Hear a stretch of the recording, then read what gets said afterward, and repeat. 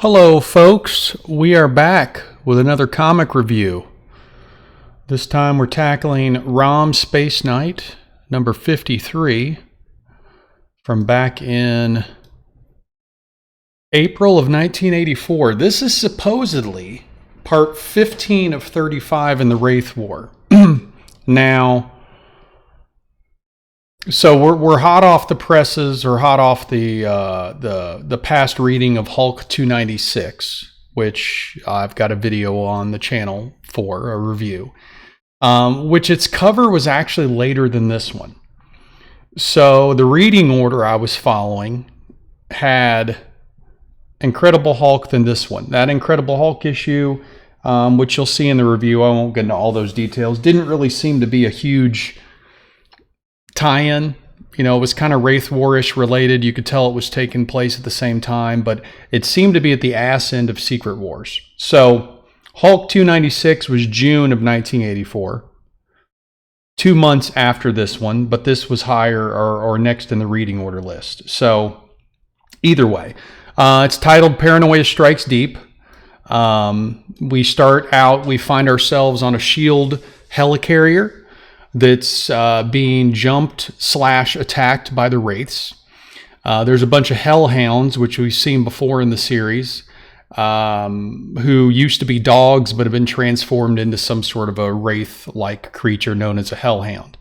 They're able to actually parse or phase through objects and humans as well. So they could phase right through a metal platform inside of the helicarrier. They could phase halfway through your body and then unphase and kill you. So it's pretty wild.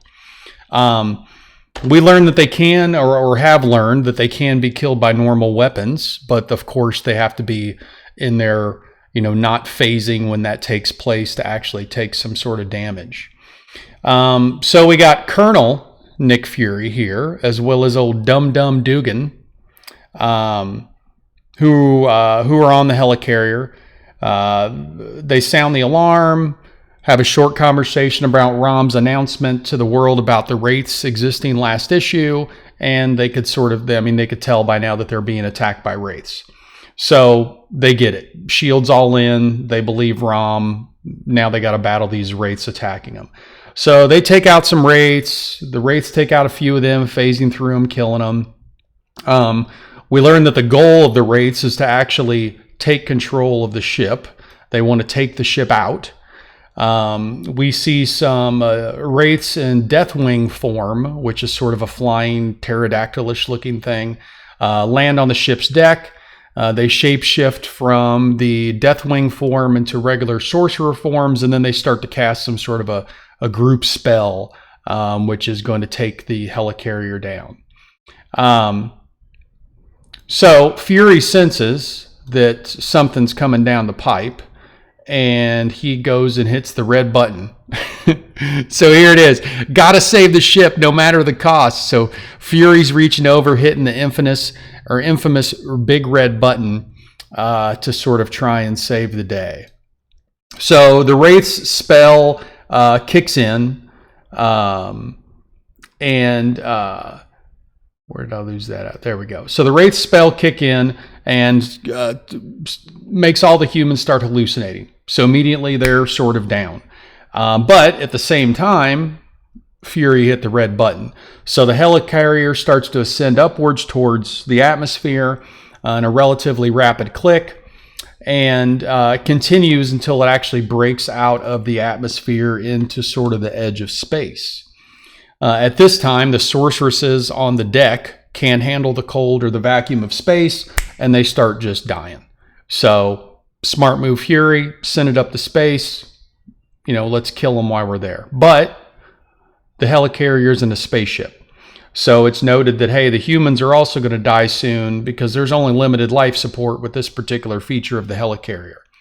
So as soon as the Wraiths get sort of destroyed on the outside, or the vast majority of them, Fury goes in and hits another red button. So it isn't the same one, but here we go. Helicarrier is not designed for space travel, as mentioned. Minimal life support won't last long.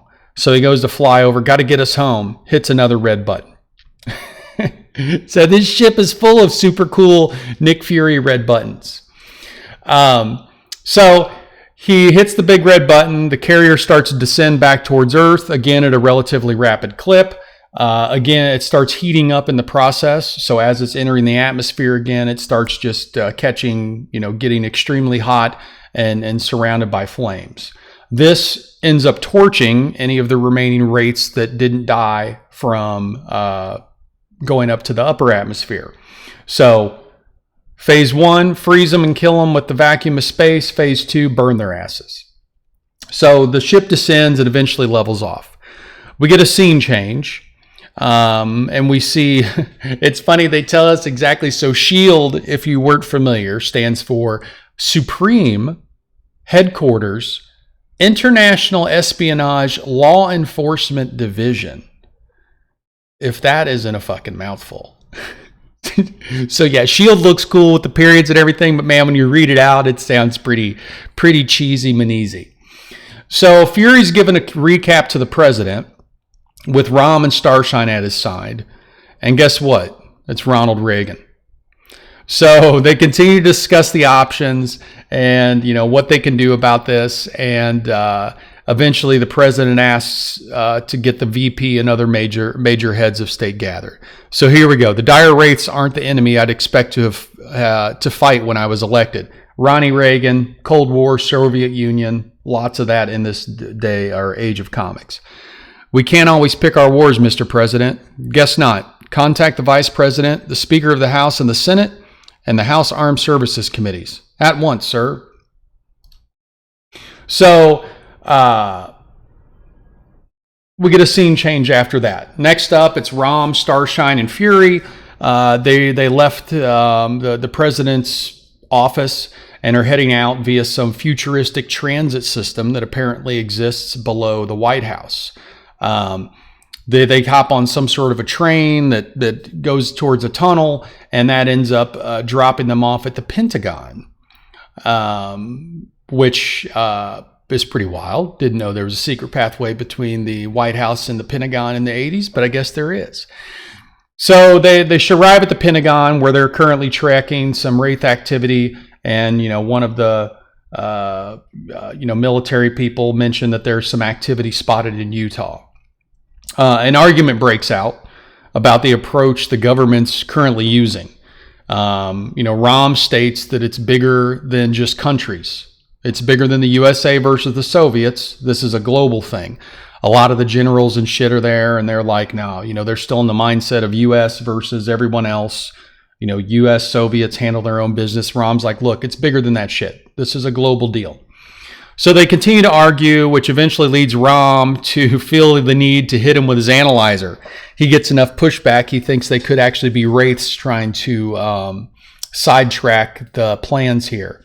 He scans them all, hits them all with his analyzer, and realizes they are actually humans, which is a sigh of relief, because we've seen this, scan them and they're not humans act a couple times already in this series, at least once. So ROM and Fury then have a discussion about possibly duplicating the features of his analyzer. At this time, ROM's a little hesitant because the last time he did that with Torpedo's dead. R.I.P. Torpedo. He has one little panel in the comic. So the last time he did that, the sorceresses were able to somehow bypass that. Even though Torpedo had this lens that allowed him to see wraiths, the sorceresses put something on his head that blocked him from actually seeing that. So even though you may duplicate that feature in some form or fashion, they still could potentially be hoodwinked by some wraiths. So, the next scene, or we actually check into the president, who's just started a private broadcast. He confirms that the wraiths are real, that he's been in discussions globally with other countries about the invasion. So he actually includes some visuals that Starshine has shown before, I think in the previous issue, that shows how the wraiths can actually take over, kill, and transform into their victims. So he shows it right on the screen. Wraith some sort of probe to the head, kills the person, sucks the life energy or whatever out of them, and then they could transform into whatever that person was before. So he announces that for the time being, and related to this topic only, because remember, we're still in the 80s, that every nation on Earth has signed what's known as a mutual defense pact. So the world's united against the Wraith threat right now, but only for the Wraith threat. You dirty Soviets. So we get a shout out. Old Ronnie Reagan gives a shout out to Alpha Flight.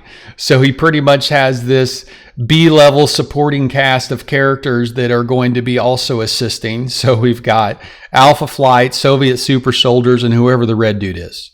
So if anyone knows who this guy is, because I don't really recognize him, let me know.